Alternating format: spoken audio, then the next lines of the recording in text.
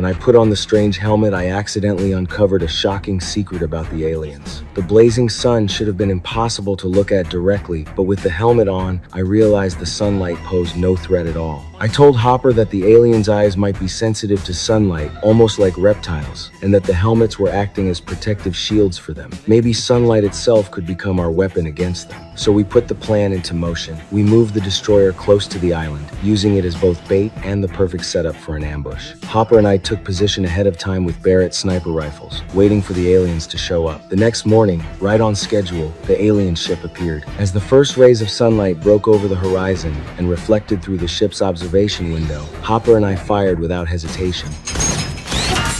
The glass shattered instantly, and the blinding sunlight poured directly into the aliens' eyes. At the same moment, we launched torpedoes into the water while the destroyer opened fire with everything it had.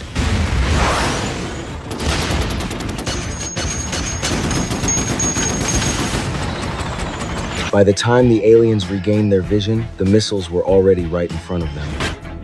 Seconds later, the alien ship was completely destroyed. The soldiers erupted in celebration. For once, we had finally beaten the aliens instead of being crushed by them. But the victory didn't last long. Just before sinking, the alien ship launched its deadly spinning weapons. The moment I saw them, I knew we were in serious trouble and immediately ordered everyone to evacuate. The destroyer tried to fight back, but there was no escaping the barrage. The spinning weapons tore through the ship with terrifying force, ripping it apart like it was made of paper. We were forced to jump into the ocean to survive. Moments later, the destroyer split clean in half, its wreckage slowly sinking beneath the waves. And even worse, the alien launch platform in the middle of the ocean was still operational. That was when I looked up and spotted the battleship Missouri in the distance. She was a 70-year-old relic from another era, but unlike modern ships, she still used a manual firing system. None of the crew knew how to operate it. Then, out of nowhere, a group of elderly men appeared. They were former crew members of the Missouri. What do you need, son? Need to borrow your boat.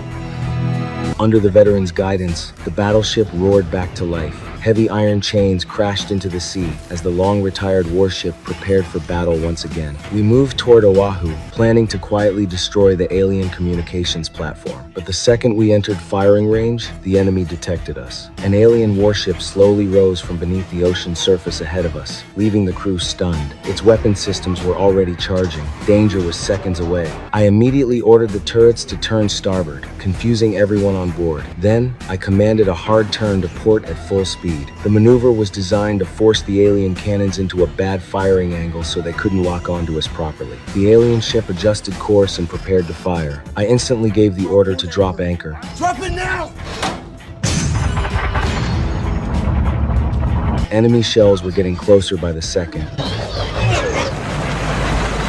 And just as the anchor finally hit the ocean floor, the Missouri came to a violent stop. At that exact moment, the enemy guns lined up directly ahead of us. Using the ship's momentum, I swung the Missouri into a massive drift. The entire battleship rotated perfectly, bringing every gun barrel to bear on the alien ship, ready to unleash hell at any second.